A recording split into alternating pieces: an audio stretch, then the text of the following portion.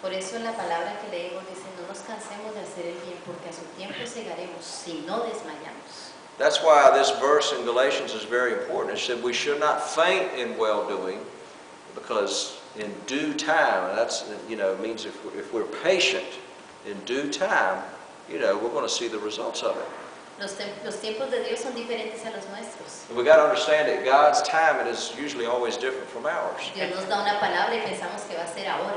God gives us a word and tells us He's going to do something, and we think, oh, this is going to happen now. Pero hay que pasar tiempo para que llegue a cumplirse lo que Él ha dicho. But many times we need to go through a period of teaching, training, tribulation, whatever, until the word is proved. Después de que escuché eso, claro, recibí la palabra y me quedé y empecé a preguntar al Señor, ¿y ahora qué camino voy a tomar, Señor? ¿Cómo comenzamos con el trabajo con los niños? And after the director told me that, well, it got me to thinking, and I said, well, Lord, I'm going to commit myself to Cartagena, and I started praying and asking God for specific direction. Así que empezamos con unos amigos a buscar casas.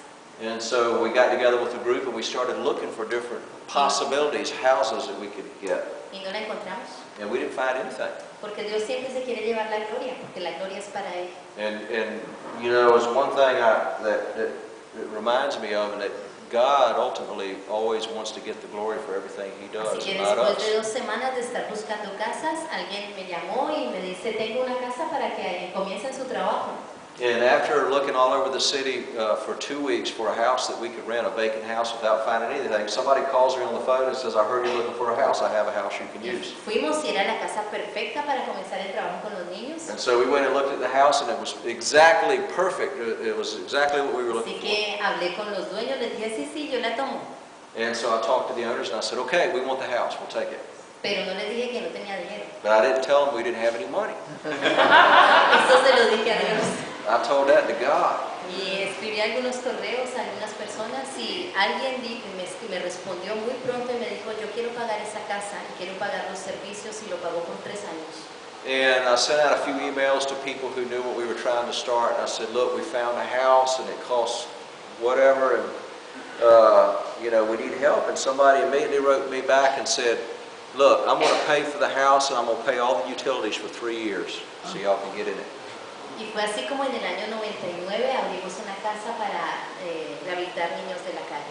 So in 1999, that's how God gave us the first opportunity to open a house of rehabilitation for street kids. Mientras tanto, en el mismo tiempo, mi esposo, que en ese tiempo no era mi esposo, estaba abriendo un orfanato.